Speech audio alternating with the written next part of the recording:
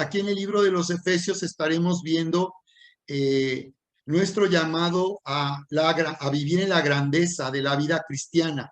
A través del libro de los Efesios vamos a identificar tres principios que definen en qué consiste la grandeza de la vida cristiana. Estamos hablando que el Señor te llama a conocerle, te está llamando a conocerle y a vivir en su amor. Y cuando nosotros tenemos esta experiencia personal, llegamos a conocer al Señor de esta manera íntima y personal, nuestra vida es elevada. Nuestra vida es elevada y vamos aquí a identificar estos tres principios porque somos elevados a la grandeza de Dios. Somos elevados a la grandeza de Dios para manifestar en nuestra vida la grandeza de Dios. Y ser elevados a la grandeza de Dios consiste en vivir como hijos amados, consiste en vivir como herederos. La grandeza de la vida cristiana consiste en vivir disfrutando de todo lo que Cristo ya hizo a nuestro favor. Esto es vivir en el Evangelio. El Señor nos está llamando a vivir en el Evangelio. Así que vivir en el Evangelio consiste en entender y poder identificar que en Cristo ya se hizo todo lo que era necesario hacer para que nuestra vida sea transformada. En Cristo ya se hizo todo lo que es necesario hacer para que nuestra vida sea transformada para vivir en esta nueva identidad de hijos amados y herederos y para, por tanto, vivir en la autoridad espiritual. Dios nos ha llamado a reinar en la vida. Y como ya vimos aquí, en el primer capítulo del libro de los Efesios, Dios nos ha llamado para reinar con Él como reyes y sacerdotes. Dios nos ha llamado, somos su iglesia, para cumplir el propósito de Dios. Este es el propósito del origen, original. Cuando Dios recreó todas las cosas, hizo al hombre en el sexto día, dice la palabra que lo hizo a su imagen y semejanza, y lo llamó para señorear y sojuzgar sobre toda la creación. Así que nos está hablando de autoridad y poder. El hombre fue diseñado, fue creado por Dios para que el hombre gobernara sobre la creación y sojuzgara. Nos habla de la autoridad y el poder. Así que todo lo que se perdió cuando el hombre se separó de Dios en el comienzo, con Adán y Eva, en la cruz del Calvario, el postrer Adán, Cristo, ha recuperado para Dios a la humanidad, nos ha recuperado a nosotros para su propósito. Por esa razón es que tenemos que entender el propósito y la consumación del plan de Dios en estos últimos tiempos, porque el plan de Dios es que finalmente Jesús va a venir a reinar a la tierra. Él va a venir para llevar a su iglesia con él y que su iglesia escape de la ira que vendrá sobre el mundo. Pero no vamos a estar en el cielo, la estancia en el cielo es temporal. Sabemos que la Biblia declara que vendremos su iglesia con Cristo a reinar en la tierra y que el Señor va a finalmente establecerse en la tierra. Así que la consumación del plan de Dios consiste en que Él hará que su iglesia, un solo pueblo, judíos y gentiles, que fuimos finalmente redimidos por Cristo Jesús, vamos a ser un solo pueblo y vamos a ser, estamos llamados a gobernar con Cristo aquí en la tierra por toda la eternidad. Así que por esa razón en la paz del perdón es muy importante la sanidad emocional, porque como ya hemos comentado, las heridas emocionales, las ofensas, lastiman nuestra identidad. Las ofensas y heridas emocionales hacen que las personas vivan en un profundo menosprecio, en inseguridad, que se sientan amenazadas, que vivan en un rechazo constantemente. Por eso es que lo primero que el Señor hace es que su amor restaura nuestro corazón. Y al restaurar con su amor nuestro corazón, nos lleva a una capacidad, nos restaura la fe para vivir en una capacidad de vivir disfrutando de todo lo que ya se ha hecho en Cristo Jesús. Bien, entonces vamos a continuar aquí con el principio de sentarse, es el primer principio, sentarse, andar, estar firmes, y para ello vamos a ver lo que nos dice la Escritura en el verso 15, que leímos en la sesión anterior, donde nos dice: por lo cual también, yo habiendo oído de nuestra fe en el Señor Jesús, y amor para con todos los santos, dice, no ceso de dar gracias por vosotros, haciendo mención de vosotros en mis oraciones, para que el Dios de nuestro Señor Jesucristo, el Padre de gloria, dice, os dé espíritu de sabiduría y revelación en el conocimiento de Él. Muy bien, así que la Escritura nos está diciendo aquí que este principio de estar sentados, como lo vimos en el verso 20, donde aquí vamos a continuar leyendo y aquí nos habla de sentarse. Dice, para que el Dios de nuestro Señor Jesucristo, el Padre de gloria, os dé espíritu de sabiduría y de revelación en el conocimiento de Él, alumbrando los ojos de vuestro entendimiento, para que sepáis cuál es la esperanza, dice, de su llamamiento y cuáles las riquezas de la gloria de su herencia en los santos y cuál la supereminente grandeza de su poder para con nosotros los que creemos, según la operación del poder de su fortaleza, la cual operó en Cristo, dice, resucitándole de los muertos, y aquí está, y sentándole, dice, a su diestra en los lugares celestiales, sobre todo principado y potestad y potencia y señorío, y sobre todo nombre que se nombra, no solo en este siglo, sino en el venidero. Bien, entonces nos está diciendo que dice que Cristo, dice que Cristo, dice, se le hizo sentar en los lugares celestiales, sobre todo principado, dice, sobre toda autoridad y todo nombre que se nombra.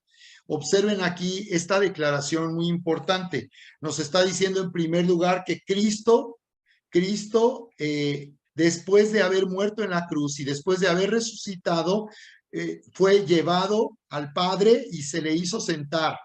Dice que se le hizo sentar. Así que cuando nos está hablando de que Cristo se le hizo sentar, nos está hablando de dos cosas. Primero, nos está diciendo que el Señor Jesús terminó el trabajo y su obra está terminada.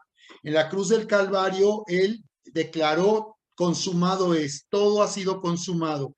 Con esto el Señor está anunciando que a través de su muerte en esa cruz estaba quitando la barrera que nos separaba de Dios, nos estaba reconciliando con el Padre, porque sobre él, el juicio de Dios vino sobre él, lo cual quiere decir que ya fuimos juzgados en Cristo, fuimos juzgados en Cristo de nuestros pecados. Por eso cuando nosotros celebramos la cena del Señor, esto es algo muy solemne y muy poderoso. Participar del pan y de la copa consiste en que nosotros estamos anunciando el nuevo pacto, que a través del sacrificio de Jesús ya fuimos juzgados de nuestros pecados pasados, presentes y futuros, todos nuestros pecados, todo lo que podamos, en todas las formas en que podamos fallar, ya fuimos juzgados en Cristo Jesús. Ya no hay más que el Señor tenga que hacer para que nosotros seamos lavados con su preciosa sangre y limpiados de toda maldad. Él ya lo hizo todo. Así que cuando nosotros venimos y le pedimos al Señor que nos perdone, como dice primera de Juan 1:9, de nuestros pecados, lo único que estamos haciendo es tomar el beneficio y la virtud que hay en el poder de la sangre de Cristo.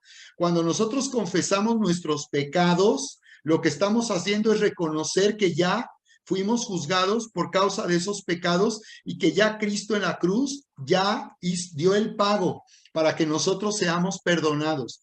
Por esa razón es que sentarse consiste en vivir confiados y seguros que a través del sacrificio hemos sido perdonados. Entonces Dios no te perdona porque tú te sientes mal. Dios no te perdona porque estás tú viviendo en condenación. Dios no te perdona porque ahora te tiene que ir mal y tienes que pagar por las consecuencias de lo que hiciste.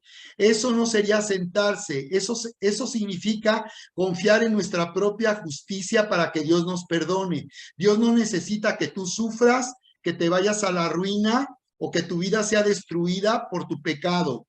Lo que Él necesita es que tú reconozcas que la sangre de Cristo es suficiente. Es suficiente para que nuestra vida sea lavada y seamos perdonados por Dios. Así que habíamos comentado que a través de ese sacrificio Jesús hizo posible algo maravilloso. Nuestro pecado ya no puede interrumpir nuestra relación con Dios. Nuestras fallas ya no pueden interrumpir nuestra relación con Dios. Estamos unidos al Señor por gracia. Este pacto es un pacto, esta unión es un pacto de gracia. No depende de lo que hagamos o de lo que no hagamos. No depende de que si fallamos o no fallamos. Estamos unidos al Señor permanentemente por gracia, por causa del sacrificio de Jesús. Entonces, en primer lugar, tenemos que aprender a vivir sentados, a vivir descansando, porque Cristo ya terminó su obra. Cristo ya terminó su obra. Así como Dios en la recreación lo hizo todo, y cuando el hombre comenzó a existir, todo había sido hecho. En 6 días Dios terminó toda la recreación, hizo todo. Y cuando el hombre comenzó su existencia en el día séptimo fue el día de descanso.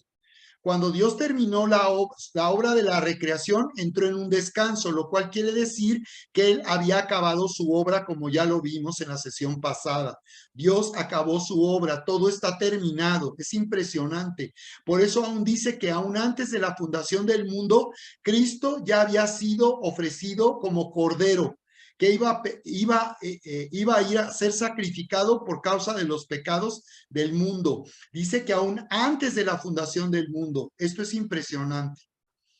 ¿De acuerdo? Entonces, esta obra está realizada ya en Cristo. El hombre empezó a existir en el día séptimo. O sea, cuando el hombre empezó a existir, vino el descanso. Así que se trataba de que el hombre disfrutara de todo lo que Dios había hecho para él. Así que nosotros pensamos, y este es un cambio de mentalidad que necesitamos ahora, por causa de la religiosidad con la que fuimos enseñados muchos de nosotros en la vida cristiana. Nosotros pensamos que estamos haciendo algo para Dios, pero en realidad Él es el que hizo y sigue haciendo todo para nosotros. Cuando nosotros creemos que estamos haciendo algo para Dios, en realidad solamente estamos sentados. En realidad solamente estamos sentados haciendo que se manifieste la obra de Cristo en nuestra vida.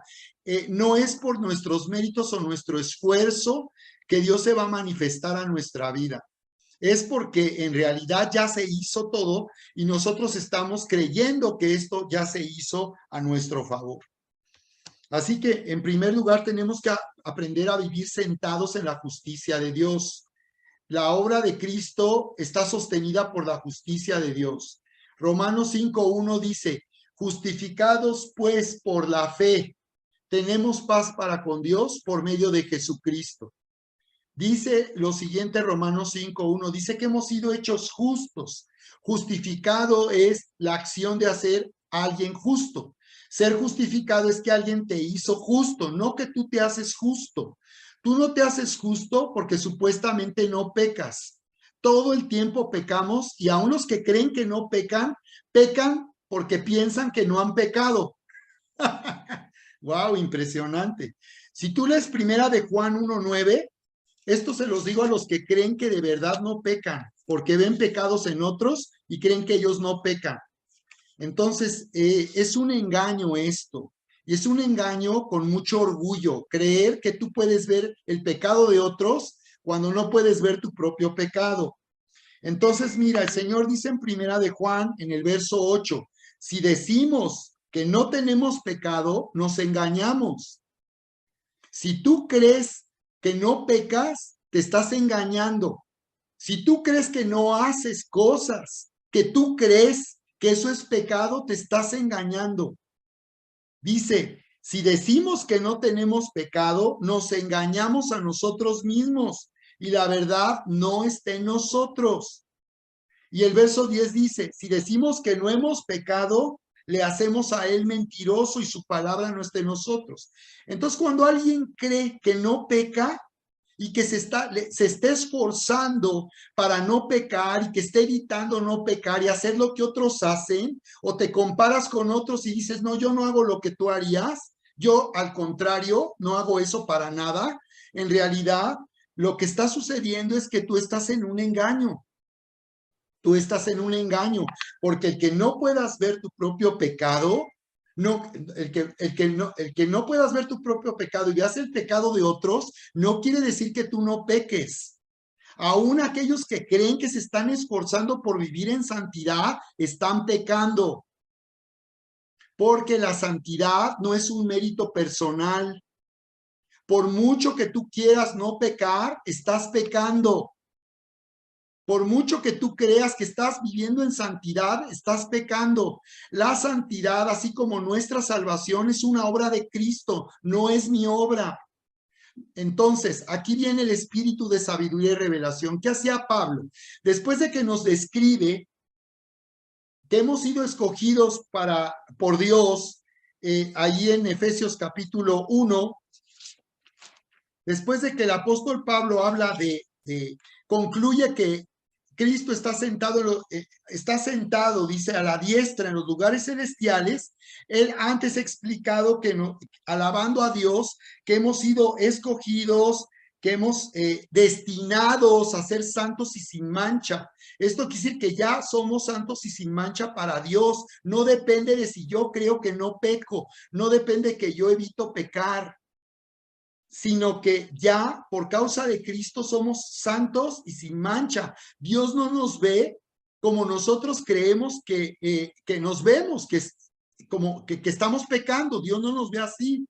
Claro que cuando pecamos, pecamos, pero Dios no nos ve como pecadores, ni ve eso en nuestra vida. Él nos ve, dice, como dice aquí, para ser santos y sin mancha. El Señor nos ha destinado a ser santos y sin mancha, y eso fue por Cristo, no porque nosotros evitemos pecar o no hagamos nada malo. Entonces, después que Pablo explica que hemos sido predestinados, que Dios porque así lo quiso, por el afecto de su voluntad, explica que hemos sido para la alabanza de la gloria de su gracia, y que esto fue posible por la redención, por la sangre de Cristo, el perdón de nuestros pecados, y explica cómo nosotros fuimos predestinados, o sea que Dios nos conoció desde antes de crear todas las cosas, y ella nos había desde entonces conocido que nos íbamos a salvar y que íbamos a recibir a Cristo, y que de acuerdo a ello íbamos a recibir una herencia. Esto es que íbamos a disfrutar de la obra de Cristo, recibiendo por la fe todo lo que Él nos ha dado. Ahora llega el verso 15, hablando de que Él está orando, dice, y no cesa de orar y de dar gracias por la iglesia, orando para que la iglesia se le dé espíritu de sabiduría y revelación en el conocimiento de Él. Entonces, lo que aquí está diciéndonos es que lo que nosotros necesitamos es que el Espíritu Santo abra nuestros ojos y nos muestre que Cristo ya hizo posible que seamos perdonados. Entonces, dice primera de Juan 1, 8, 9 y 10. Si confesamos nuestros pecados, Él es fiel y justo para perdonar nuestros pecados y limpiarnos de toda maldad. Entonces nos está diciendo que no tenemos que hacer algo para que Él nos perdone. Por eso muchos cristianos se alejan de la iglesia, y al alejarse de la iglesia en realidad se alejan de Dios porque se sienten indignos. Por eso muchos permiten que el diablo los destruya porque sienten que merecen ser castigados por lo que hicieron. Entonces, lo que vemos aquí es que fue el sacrificio de Jesús lo que hizo posible que nosotros seamos perdonados. No tenemos que hacer nada para que Dios nos perdone, ni siquiera tenemos que orar llorando o clamando para que Dios nos perdone. No es porque llores o porque te sientas mal, te sientas una basura. No es porque te sientas tan sucio que Dios te va a perdonar. Eso es querer esforzarse y hacer algo para que Dios me perdone. Voy aquí a detenerme un momento porque este tema es tremendísimo y quiero que ustedes por favor comenten o pregunten al respecto de esto que he venido diciendo. Pueden abrir en cualquier momento su micrófono para hacer un comentario. ¿Cómo ves, Estelita? ¿Qué te parece esto que estamos comentando hasta el momento? Si tienes alguna pregunta, adelante. Sí, está tremendo. La verdad es que sí, efectivamente está muy tremendo. Y pues choca con mucho de nuestra idiosincrasia religiosa. Voy a hablar de mí, de tantos años vividos en enseñanzas tan religiosas, que cuando vemos cómo nos los estás explicando ahorita conforme a lo que dice Efesios, pues es muy claro, pero pues sí, sí, efectivamente choca, así como digo, wow, qué tremendo, muy tremendo. Y me pregunto, aunque sé la respuesta, Sergio, me Sí, pregunto en qué tanto puede esto como ser permisivo para pecar, muy bien, para, excelente pregunta. para, voy a hablar un poco, voy a hablar de mí para que sea más fácil.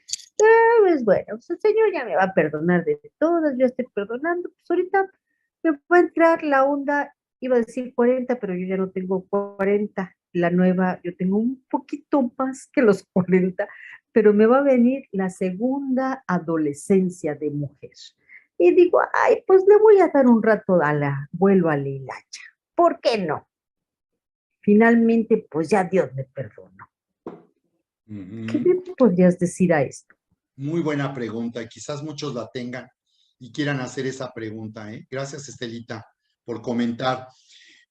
Mira, cuando pensamos que esto puede ser permisivo, tenemos que reflexionar de esta manera. Cuando pensamos que es permisivo, tenemos que considerar esto, que cualquier cosa que yo haga está perdonada en Cristo. Eso lo sabemos. Entonces no es que Dios me permita pecar o que yo pueda pecar y eso no tenga consecuencias. Lo que me está diciendo es que cualquier cosa por la cual yo cometa pecado, yo falle, ya ha sido perdonada. Y por tanto, como explicaba, no se trata de sentirme una basura, de condenarme o de que permitirle al diablo que me destruya, porque yo considero que hice tan mal que debe irme mal y que todo lo mal que me pueda ir por causa de mi pecado es algo que es justo y que es algo que me merezco. Entonces, en realidad no es permisivo. Lo que en realidad nos está diciendo es que no hay ningún pecado que pueda separarnos de Dios. Ahora, ¿cuál es el problema? El problema es que es muy personal porque en primer lugar sabemos que el pecado, dice la paga del pecado es muerte, ¿recuerdan? ¿Qué Sí, significa claro. eso? Significa que cuando nosotros pecamos, esto nos separa de Dios. La paga del pecado es muerte, el pecado nos separa de Dios. Entonces, ¿cuál es el peligro de que yo no responda? Porque el Espíritu Santo es el más interesado en rescatarme de esa situación. Entonces no es permisivo porque Dios no te está permitiendo pecar. En realidad, Él lo que te está diciendo, nada que tú hagas va a poder quebrar nuestra amistad. O sea, esto está sostenido por el sacrificio de Jesús, la cruz de Cristo, por la sangre de Jesús. Esto es lo que sostiene la relación con Dios. ¿De acuerdo? Entonces, aquí el problema es que cuando nosotros pecamos, sí se levanta una barrera. Ese es el verdadero problema. Que cualquier cosa que hagamos y que fallemos, en nuestra conciencia hay cosas que consideramos malas, muy malas, y otras no tan malas. Es nuestra escala de valores religiosa y nuestra justicia personal, donde fácilmente podemos señalar a otros, pero no vernos a nosotros mismos, porque es nuestra escala.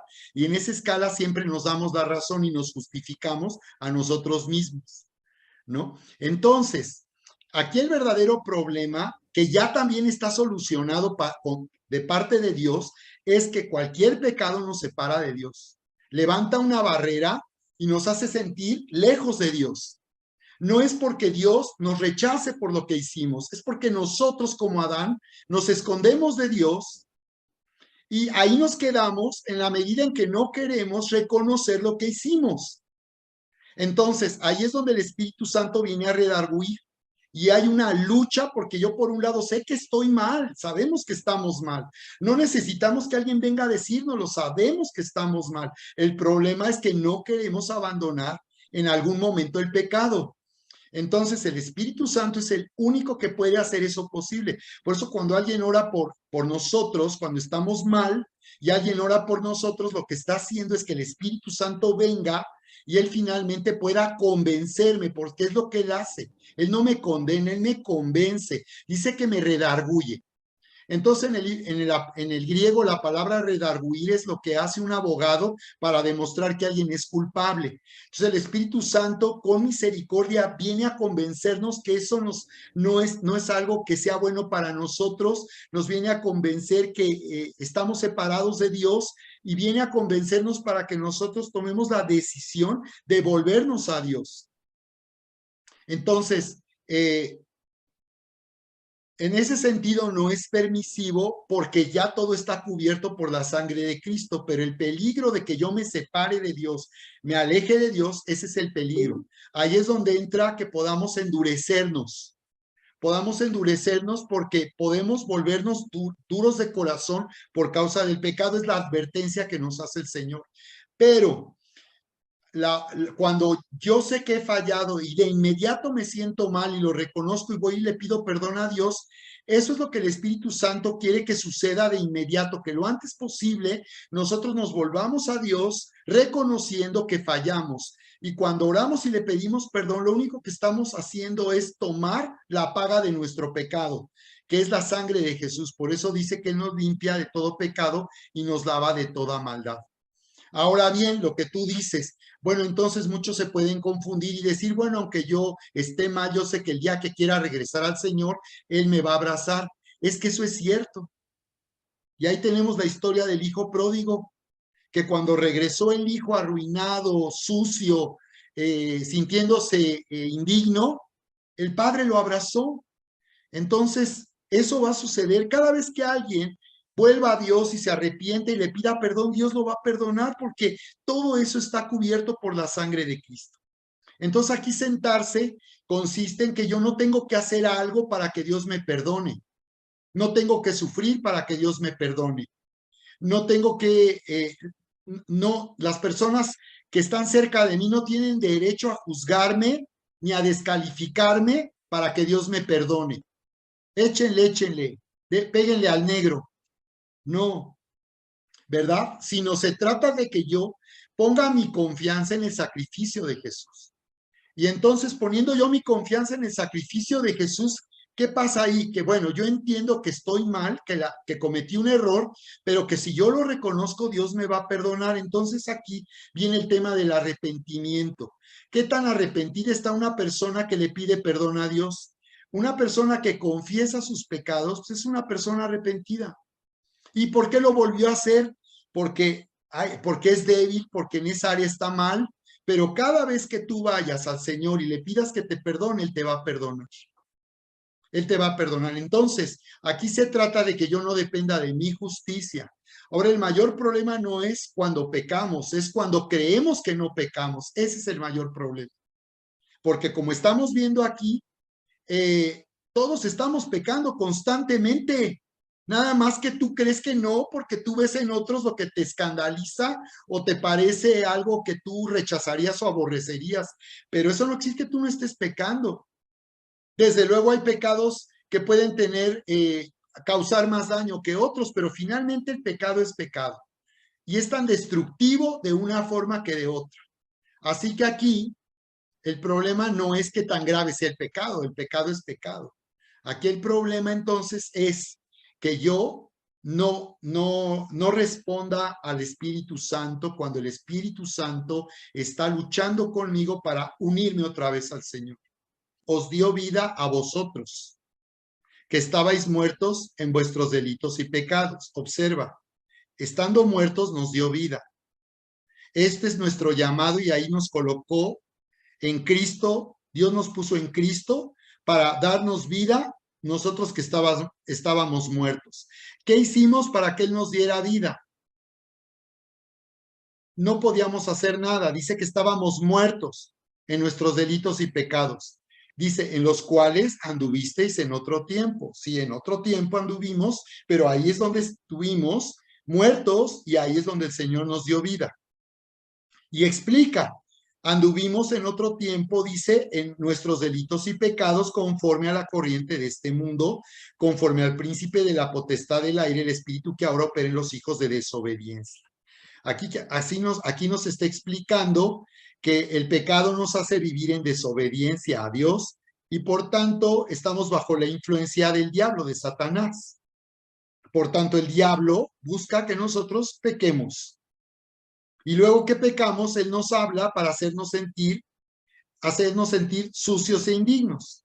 Dice, entre los cuales también todos nosotros vivimos en otro tiempo. ¿Por qué dice que vivimos en otro tiempo y anduvimos en nuestros delitos y pecados en otro tiempo? Porque ya Dios no nos ve de esa manera.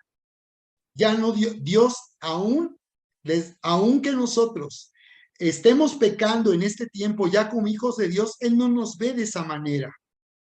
Y como dice aquí, dice que vivimos en otro tiempo de esa manera, pero ya Dios no nos ve viviendo de esa manera.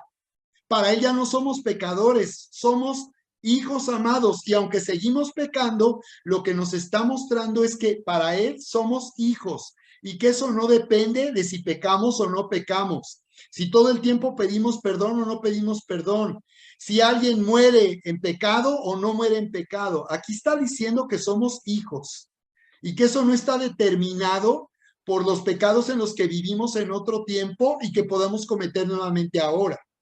Y dice, en la concupiscencia de nuestra carne, está hablando de la inclinación de nuestra carne, está descubriendo la naturaleza del pecado. Nosotros estamos inclinados, dice, al pecado en nuestra carne. Por estas razones que no somos perfectos. Por estas razones que seguimos pecando. Mientras estemos en la carne, mientras estemos viviendo humanamente, está operando la concupiscencia.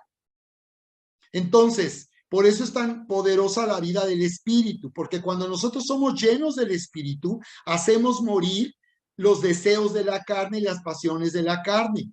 Nadie tiene control de los deseos de la carne ni de las pasiones de la carne. No hay control. La fuerza de voluntad es un engaño. Sabemos que el hombre es débil, por eso dice la palabra que el hombre es débil en su naturaleza para poder vencer el pecado. Nadie puede vencer por su propia virtud del pecado.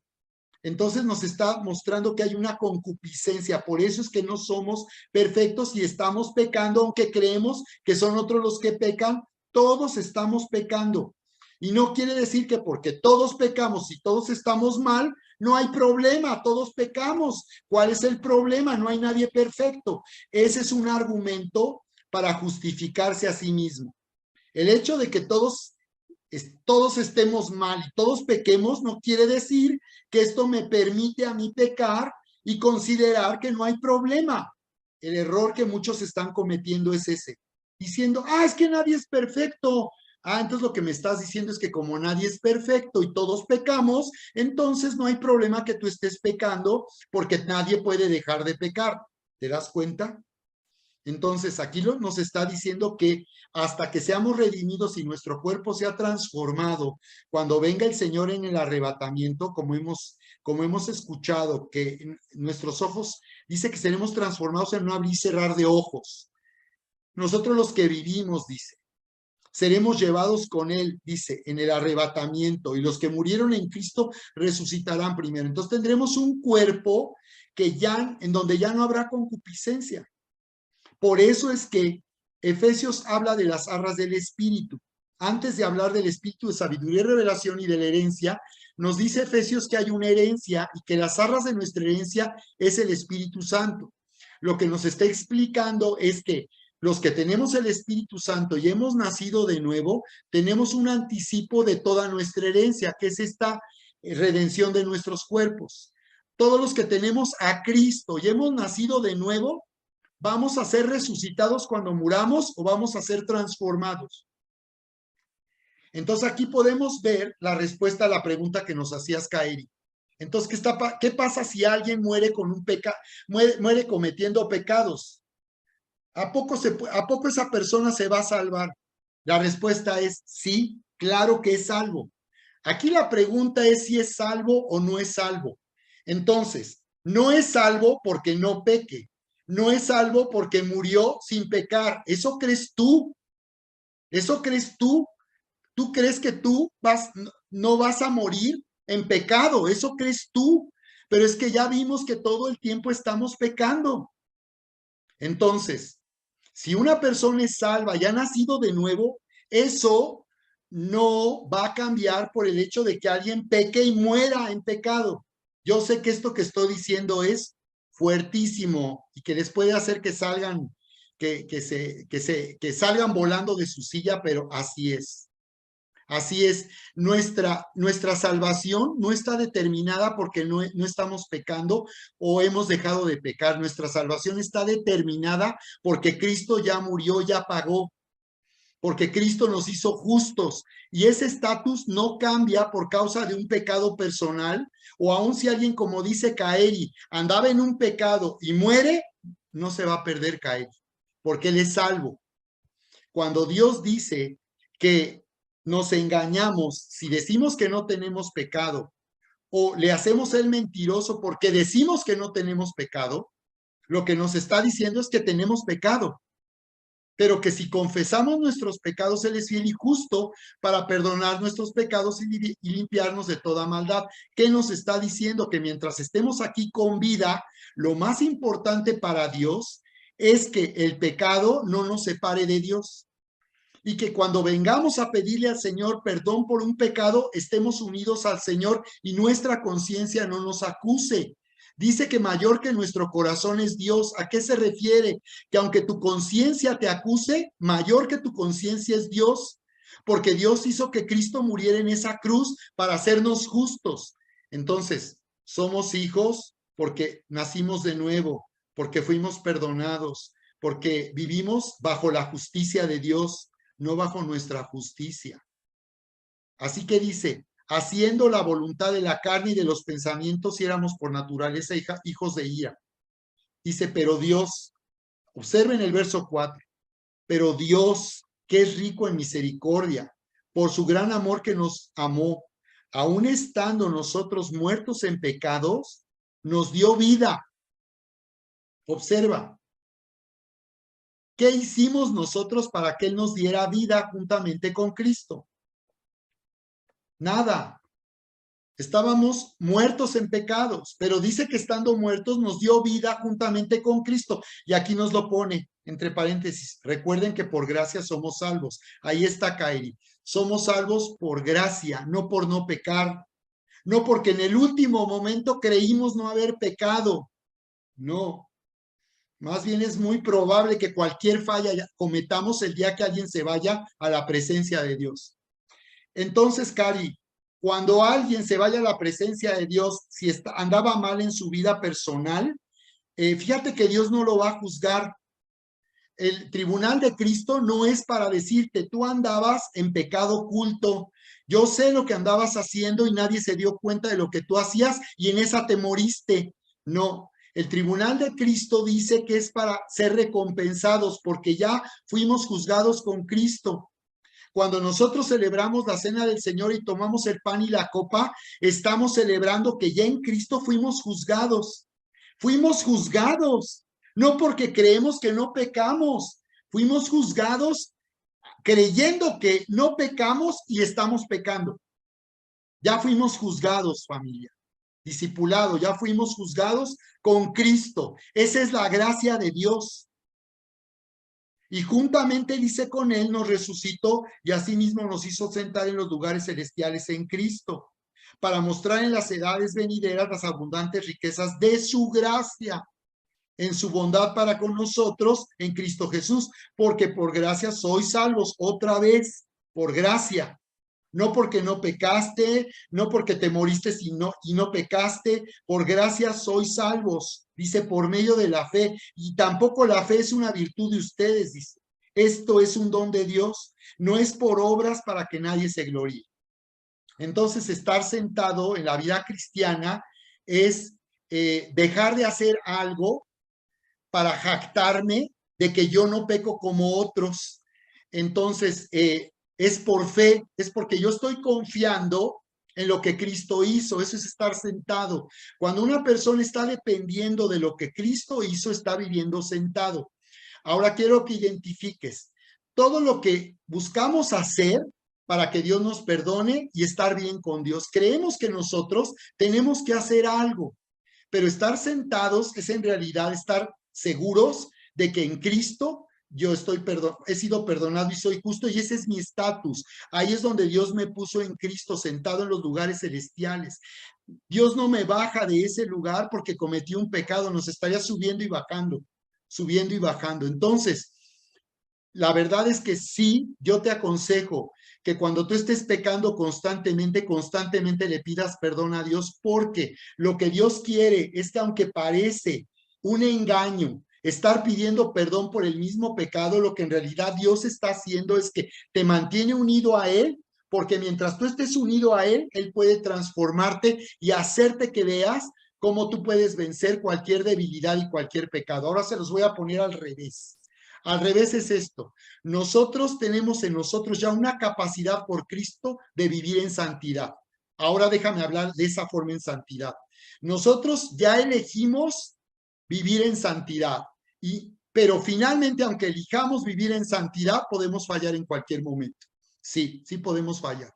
Pero tenemos la elección de que nosotros podemos sentarnos y vivir sabiendo que no tenemos que echarle ganas o hacer algo para no pecar. Tenemos que aprender a vivir en ese llamado a ser santos para Dios, pero descansando en que Cristo a mí ya me hizo santo, lo cual quiere decir que yo tengo la capacidad de no pecar.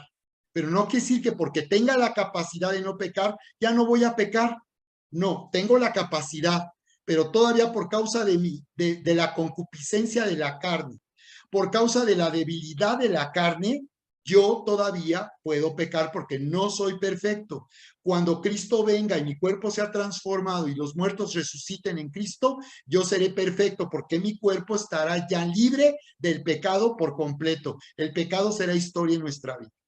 Lo que deberíamos hacernos es, ¿tú consideras que si cometes un pecado 7 veces, tú crees que de verdad Dios ya no te va a perdonar si tú le vuelves a pedir perdón por 7ª vez? Piénsenlo, si eso está en la Biblia, si eso es lo que Dios dice. ¿Hay alguna parte en la Biblia y aquí en el libro de los Efesios donde Dios diga que te ha perdonado tantas veces que ya no te va a perdonar más? Tenemos que recordar entonces la historia de los dos deudores que utilizamos en nuestro curso La Paz del Perdón. Recuerden ese caso de aquel que tenía una deuda inmensa que no podía pagarle al rey y el rey le soltó por misericordia. Entonces, la otra pregunta es, ¿tú consideras que Dios ya no debería de perdonarte por haber cometido ese pecado hasta 7 veces? ¿Tú crees que no te gustaría que Dios te perdonara? ¿O consideras que ya no debería Dios de perdonarte porque has pecado tanto por la misma razón que ya llevas 7? ¿Cómo le dijo Pedro a Jesús? ¿Cuántas veces perdonaría a mi hermano que peque contra mí? ¿Hasta 7? ¿Y qué le respondió Jesús? Que él debería de perdonar siempre, pero Dios no.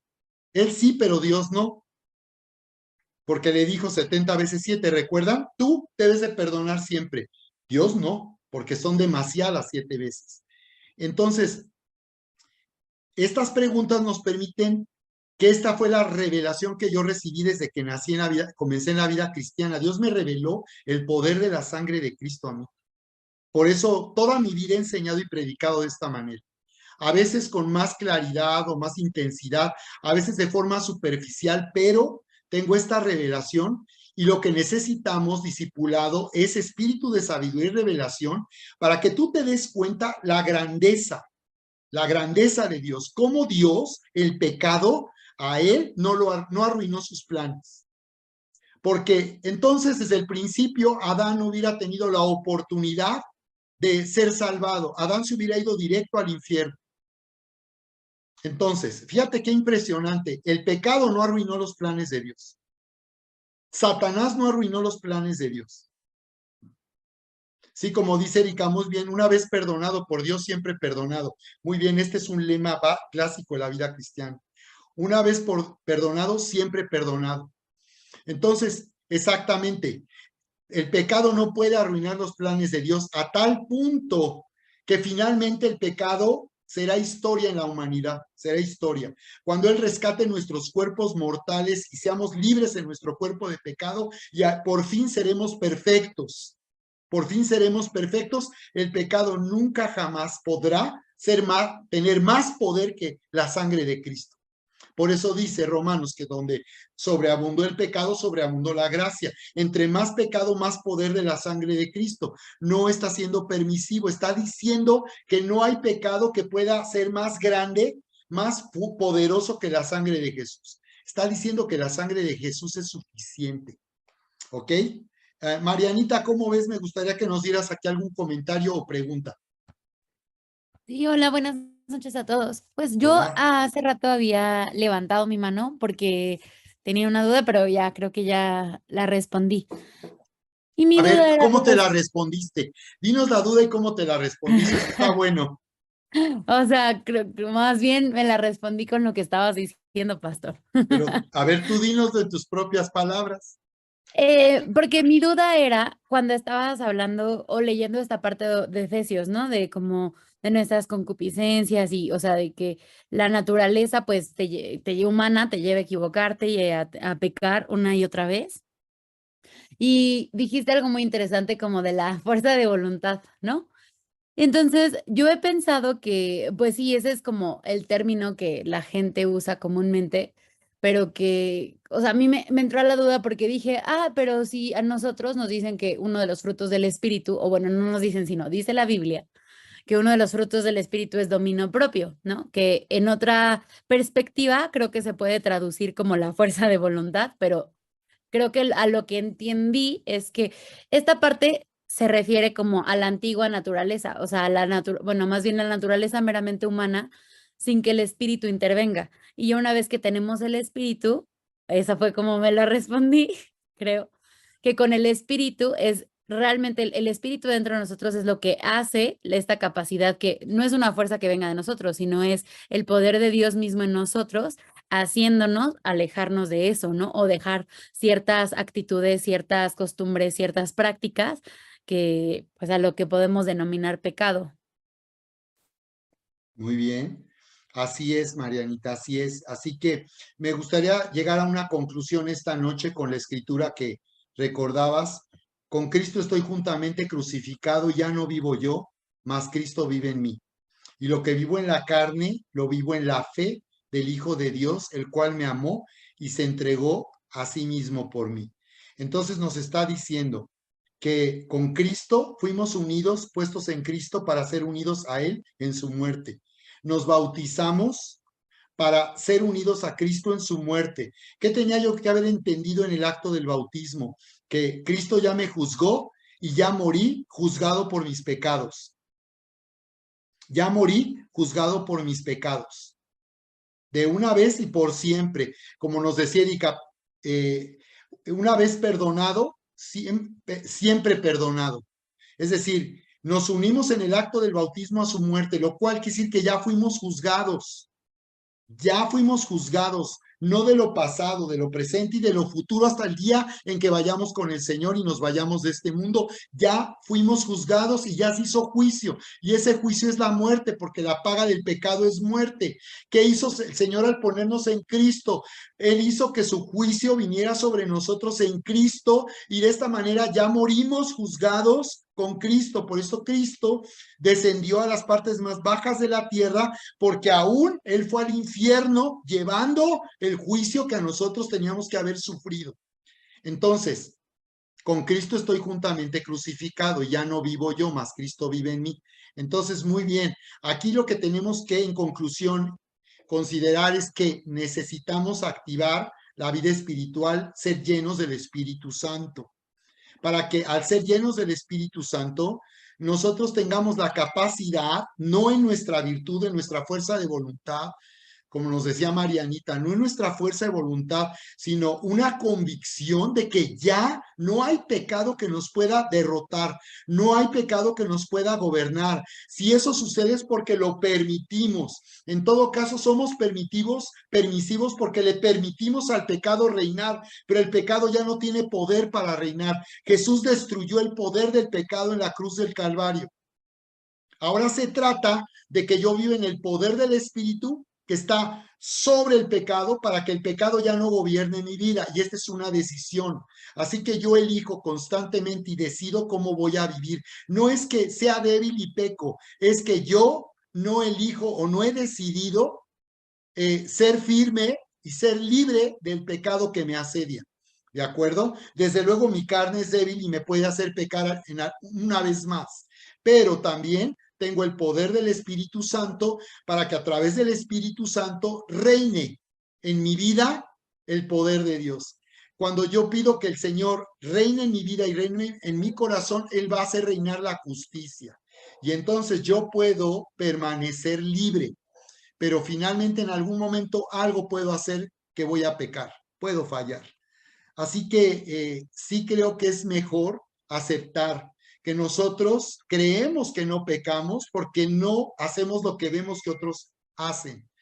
Por eso Jesús dijo, antes de quitar la paja del ojo del otro, quita la viga que hay en tu propio ojo, porque tú no puedes ver lo que hay, o sea, tú no puedes ver tu pecado en tu vida y puedes señalar el pecado que ves en la vida de otros. Entonces, pero dice que cuando nosotros somos llenos del Espíritu Santo, hacemos morir la debilidad de la carne, las pasiones de la carne nunca va a poder vencer el pecado. Pero al hacer morir la debilidad de la carne, la inclinación de la carne al pecado, yo entonces voy a tener el poder para mantenerme en mi conciencia bien con Dios. Y sé que si fallo una vez más, sé que Dios me va a perdonar y que estoy unido a Él por su gracia. Es siempre por su gracia. Entonces necesitamos que nos sea revelada la gracia en esta dimensión, a este punto en que yo he hablado esta noche, que sé que es sumamente fuerte lo que estoy diciendo, pero quiero pedirle al Señor que Él terminemos esta sesión haciendo que su espíritu de sabiduría y revelación nos haga entender esto de esa manera, porque si nosotros seguimos dependiendo de nuestra justicia, si seguimos queriendo hacer todo lo posible para no pecar y que estar bien con Dios, lo que va a pasar es que no va a haber fe, porque no va a haber fe sostenida por la justicia de Dios. Voy a ser yo creyendo que yo tengo los méritos para que el Señor me escuche, responde a mi oración y Él se manifieste a mi vida. No es por mis méritos, es por la justicia de Cristo Jesús. Así que sentarse significa, en conclusión, ¿sí? Sentarse significa no depender de mi esfuerzo, de mi fuerza de voluntad, no significa depender de mis criterios, significa depender de lo que Cristo ya hizo y que yo puedo descansar sabiendo que soy justo, soy santo y digno para Dios, soy hijo amado de Dios, aunque me equivoque, aunque falle y aunque vuelva a fallar, yo soy un hijo de Dios y por cuanto así me considero, me voy a sentir muy mal cada vez que yo falle. Y si ofendo a otros, voy a ir y voy a pedirles perdón, porque esa es mi responsabilidad. Si el otro considera que es un engaño, que es una falsedad, porque una y otra vez yo lo ofendo, como decía Kairi, es su problema. Si los otros se enojan conmigo porque yo soy débil y sigo fallando, ese es su problema. Incluso si ya no quieren estar cerca de mí, es su decisión, pero es su problema. No tienen derecho a juzgar mi vida. ¿Ok? Mi responsabilidad es reconocerlo delante de Dios y cada vez que tú vayas a Dios y le pidas perdón, la pregunta es si Dios te va a perdonar o va a llegar un momento en que ya no te va a perdonar. Si la sangre de Cristo tiene límite o la gracia no tiene límite. Conclusión, la gracia de Dios no tiene límite. Y el poder de la sangre de Cristo no tiene límite. Donde sobreabunda el pecado, va a sobreabundar la gracia. ¿De acuerdo? Bueno, entonces este es el punto de partida porque de aquí vamos a ver otros aspectos de la vida cristiana. Si tú puedes entender este aspecto de la vida cristiana, vas a poder entender en qué consiste sentarse para ser sanado, para prosperar y vivir con la abundancia de Dios, para vivir en el poder sobrenatural de Dios. Si entendemos este principio, vamos a vivir disfrutando y recibiendo lo que ya Dios nos ha dado por medio de Cristo Jesús. Por eso es que este tema resulta trascendental. Y me tuve que detener esta noche porque quizás algunos de ustedes siguen con dudas, quizás algunos de ustedes no están totalmente convencidos y está bien. Necesitamos que la gracia de Dios nos sea revelada en esa grandeza de la gracia de Dios, en esa gloria de la gracia de Dios. ¿Ok? Bien, pues vamos a orar en este momento. Y vamos a orar en este momento para que el Señor nos bendiga. Padre, en el nombre de Jesús, Señor, venimos orando conforme a tu palabra. Danos espíritu de sabiduría y revelación. Dile, danos tu espíritu de sabiduría y revelación, Señor. Abre nuestros ojos para que podamos, Señor, ver lo que tú has hecho, la grandeza de tu obra en Cristo, para que nuestros ojos sean alumbrados y abiertos para identificar, Señor, las riquezas abundantes de tu gracia, para que nuestros ojos sean abiertos y podamos entender tu justicia, para que podamos, Señor, entonces vivir por fe, para que podamos vivir confiados y seguros en ti y podamos vivir, Señor, sentados con Cristo en los lugares celestiales, sabiendo que cuando oramos, Señor, solamente estamos reclamando y tomando posesión de lo que nos pertenece. Llévanos a abrir nuestros ojos de esta manera en tu gracia, que podamos, Señor, estar disfrutando de lo que ya se hizo por medio de Cristo Jesús. Bendice este discipulado. Bendice este discipulado, Señor, y por tanto ahora muéstranos cómo nos has dado el poder para estar libres, Señor, de todo pecado, de toda maldad. Nos has dado el poder y es una elección que nosotros tomamos en este tiempo. Y el que quiera, Señor, ser libre, será libre. El que quiera ser perdonado, será perdonado. En el nombre precioso de Cristo Jesús. Gracias, Padre. En el nombre precioso de Cristo Jesús. Gracias, Señor. Gracias. Sí, Jesús. Amén.